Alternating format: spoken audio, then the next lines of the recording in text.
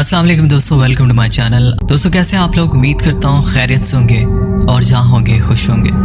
अल्लाह ताला आप लोगों को ऐसे खुश रखे और सेहत वाली लंबी ज़िंदगी दे, ज़िंदगी में कभी भी किसी का मोहताज ना करे। जितने लोग परेशान हैं अल्लाह ताला उनकी परेशानियाँ दूर फरमाए, जितने लोग बीमार हैं अल्लाह ताला उन्हें सेहत दे, और जितने लोग इस दुनिया से रुखसत हो चुके हैं अल्लाह ताला उनकी बख्शिश फरमाए। मेरी दुआएं आप लोगों के लिए और मुझे और मेरी फैमिली को भी अपनी दुआओं में याद रखा करें। मेरा नाम दानिश है। ये वाक़या मेरे साथ 8 से 9 दिन पहले हुआ। तो वाक़या कुछ यूँ है कि मेरी एज 18 साल है, पर मैं नाइट में कोचिंग जाता हूँ। मॉर्निंग में 11 से 8 तक ऑनलाइन ऑफिस में काम करता हूँ। तो मेरे साथ 3 लड़के और भी हैं, पर मैं मॉर्निंग 11 से लेकर आफ्टरनून 3 बजे तक अकेले। तो उस दिन भी मैं मामूल के हिसाब से मैं ऑफिस में अकेला था और 12 से 12:30 का टाइम था।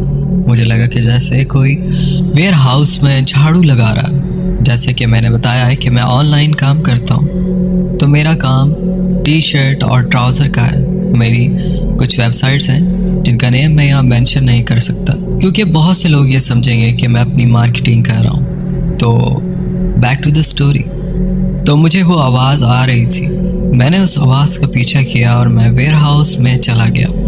बट वहाँ कुछ नहीं था सिवाय हमारे आउटलेट के और वहाँ पड़े पॉली बैग्स के। तो मैं ये समझा कि मेरा वहम है, और उस टाइम मैं लैपटॉप में आपकी स्टोरी सुन रहा था। तो वापस आकर मैं आपकी स्टोरी सुनने लगा। फिर उसके बाद मुझे पॉली बैग्स के ऊपर कोई चलता हुआ महसूस हुआ। महसूस क्या, मुझे साफ महसूस हो रहा था जैसे कोई थैलों के ऊपर चल रहा है। लेकिन इस बार मैं काफ़ी डर गया था। कुछ देर बाद नीचे गेट नॉक हुआ। नीचे राइडर आया था पार्सल रिटर्न लेके। तो मैं जैसे ही अपने रूम से बाहर गया तो सामने कोई अजीब सी बॉडी वाला इंसान बैठा था। देखने से ना वो कोई मर्द लग रहा था और ना कोई औरत, लेकिन उसकी बॉडी पर कोई कपड़ा नहीं था।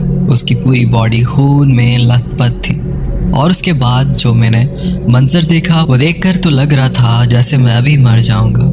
हुआ कुछ यूँ कि मैं भी उसको देख ही रहा था कि उसने अपना फेस ऊपर किया और मेरी तरफ देखा।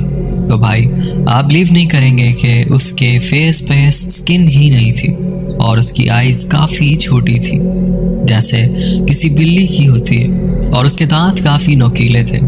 उसने मेरी तरफ देखा और मुझे खामोश होने का इशारा किया, जैसे कोई किसी को फिंगर लिस्ट पर रख कर चुप करवा रहा।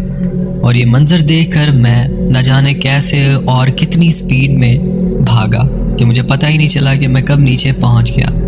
और नीचे पहुंचते ही मेरी टांगों से जान निकल गई और मैं गिर गया।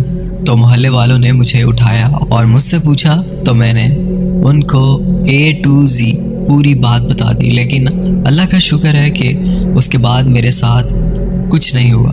कुछ छोटे मोटे वाक़यात होते रहते हैं, लेकिन वो वाक़या मेरे साथ अगेन रिपीट नहीं हुआ।